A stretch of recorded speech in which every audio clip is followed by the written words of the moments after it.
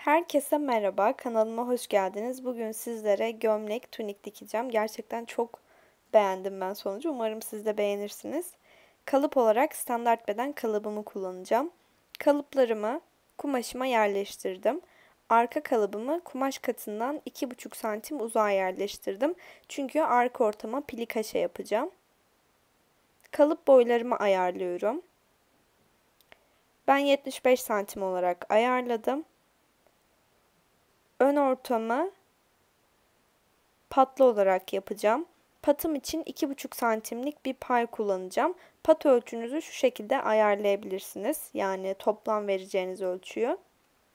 Patınızın kalınlığı artı verdiğiniz kalınlığın yarısı. Diyelim ki 3 santimlik bir pat yapacaksınız. Artı 1,5 santimlik bir pay daha vermeniz gerekiyor. Artı bir de dikiş payı.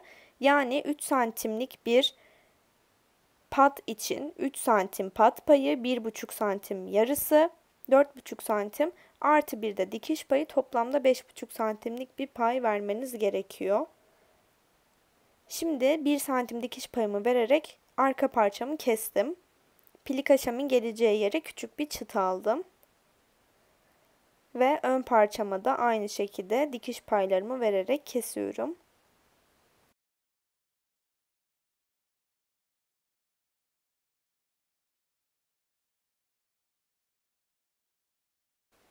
Kumaşımı 2 kat katlayarak kol kalıbımı yerleştirdim. Kolumun ucunu büzgülü olarak yapacağım. İstediğim boyda ayarlıyorum. Yanlarını dümdüz aşağıya doğru indiriyorum. Çok aşırı büzgülü de olmayacak, dar da olmayacak. Böyle tatlı bir balon kol tarzında bir kol modeli olacak. 1 santim dikiş payımı vererek kolumu kesiyorum.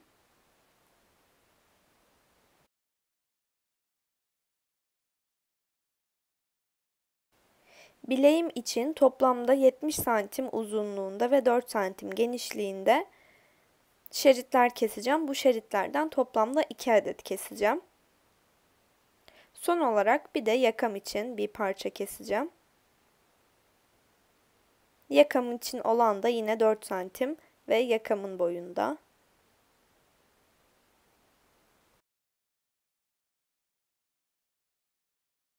Kesim işlemim bitti. Şimdi ön patım için tela ütüleyeceğim. Patlarınıza mutlaka tela ütüleyin. Daha güzel bir görüntüsü oluyor.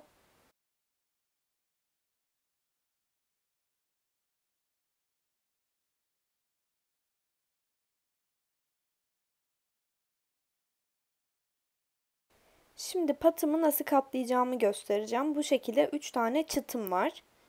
İlk kıvırdığım yer dikiş payı. Dikiş payımı bu şekilde kıvırıyorum. Daha sonra tekrardan kıvırıp diğer çıtımın üstüne koyuyorum. Ve bu şekilde bitmiş oluyor. Aşağıya kadar bu işlemi yapıyorum.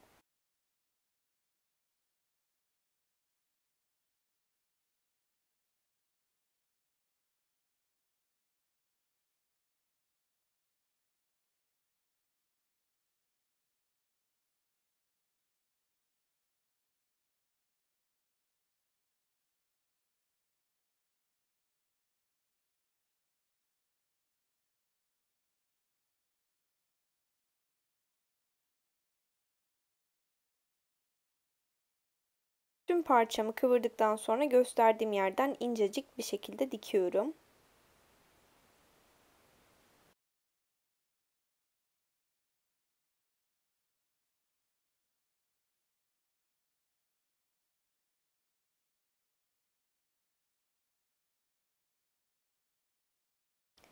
Burada yavaş ve dikkatli dikmek gerçekten önemli. Çünkü bu dikiş dışarıdan da gözükecek.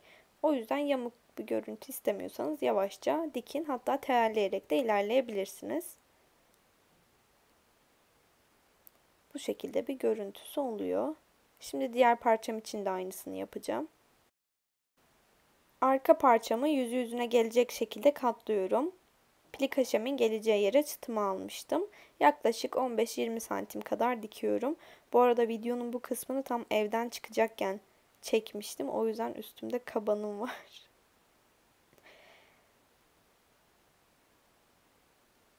Diktikten sonra yüzü yüzüne gelecek şekilde ön parçamla yerleştiriyorum. Ve gösterdiğim yerlerden dikiyorum.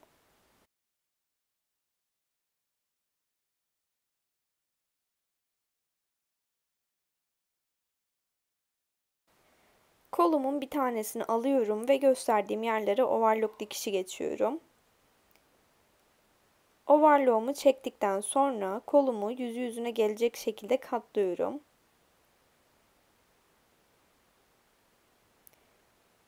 Yedi santimlik bir yırtmaç yapacağım. Dikiş payımla beraber toplamda 7 santim. Burayı işaretliyorum. Ve geri kalan kısmı iğneliyorum. Gösterdiğim yerden yırtmacıma kadar dikiyorum. Diktikten sonra yırtmacımı 2 dikişini açtırarak ütülüyorum.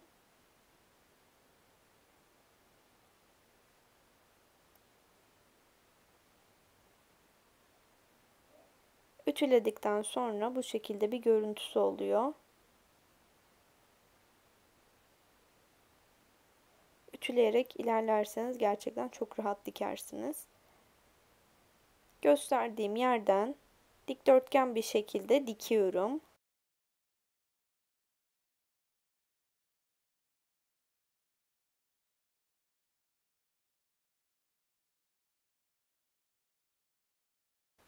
Ve diktikten sonra bu şekilde bir görüntüsü oluyor. Şimdi kol ucuma overlock çektim. Burayı en geniş dikiş adımında büzüyorum. Büzdükten sonra iki ipliği birbirinden ayırıyorum. Ve bir tanesini çektiğim zaman zaten kendiliğinden büzülüyor bu şekilde. Bilek ölçüme göre büzgümü yapıyorum.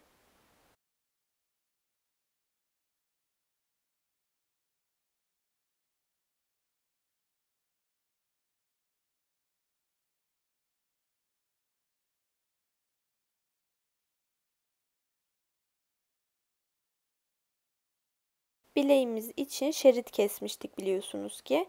Şeridin ortasını ve büzgümün ortasını buluyorum. Bu şekilde. Şimdi kolumun ters yüzüyle biyemin düz yüzünü üst üste gelecek şekilde iğneliyorum. Yani yüzü yüzüne gelecek şekilde değil de kolumun ters yüzü biyemin düz yüzüne bakacak. Bu şekilde iğneliyorum.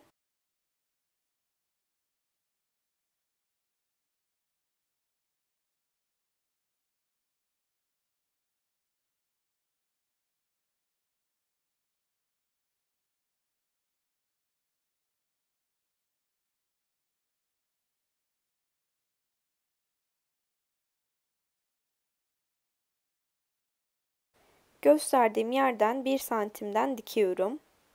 Büzgülerimi eşit dağıtmaya dikkat ediyorum dikerken. O yüzden büzgülerim üstte, biyem altta olacak şekilde dikiyorum. Diktikten sonra fazlalık payımı alıyorum diktiğim yerden. Şimdi biyemi şöyle bir kat olacak şekilde katlıyorum. Ve tekrar bir kat daha katlayıp diktiğim yeri kapatıyorum. Buralardan iğneliyorum.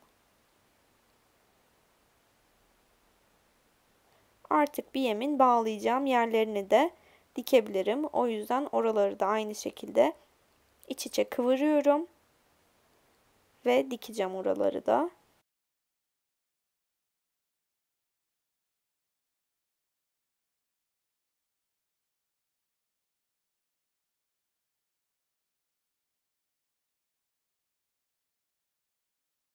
Buraları böyle incecik bir şekilde dikkatlice dikmek önemli dediğim gibi. Yani hoş bir görüntü istiyorsanız yavaşça ve dikkatlice dikin. Diktim ve bu şekilde gözüküyor. Gerçekten çok beğendim. İlk defa bu kadar ince bir manşet tarzı bir şey yaptım. Biye gibi kol ucunda. Çok hoşuma gitti. Kesinlikle tekrar deneyeceğim bunu. Şimdi kolumu bedenime takacağım. Kolumun düz yüzüyle bedenimin düz yüzü bana bakıyor. İkisini şöyle omuzlarından tutuyorum ve kolumu bedenin içine alıyorum. Omuz dikişlerini birleştirdikten sonra bedenin yan dikişiyle kolumun yan dikişini iğneliyorum. Ve geri kalan yerleri de iğneledikten sonra gösterdiğim yerden dikeceğim. Kol takmak aslında gerçekten kolay ama birazcık da pratik yapmak gerekiyor tabii ki. İlk aşamada esnek kumaşlarla dikmenizi öneririm. Şimdi gösterdiğim yerden dikiyorum. Yakamı temizlemek için bir biye kesmiştik. Gösterdiğim gibi ucunu ilk önce içeri doğru kıvırıp sonra ikiye katlıyorum. Ve direkt yakamın ucuna getiriyorum. Ve iğneliyorum. Bunu tüm yakam çevrem boyunca yapıyorum. Ve gösterdiğim yerden de yakamı dikip bitireceğim.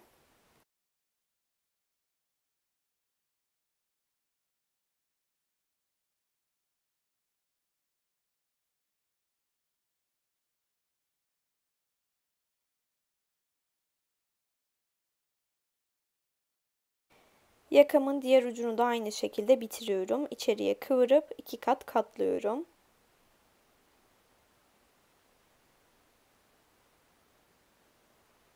Şimdi yakamı diktim.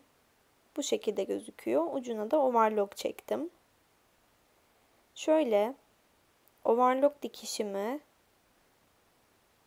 bedenime yatırıyorum. Bu şekilde. Ve üstünden bir dikiş geçeceğim.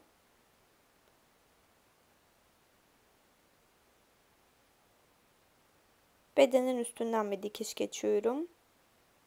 Yaklaşık bir 4-5 milimlik bir dikişti. Bu yakamın daha güzel gözükmesini sağlayacak ve daha güzel durmasını.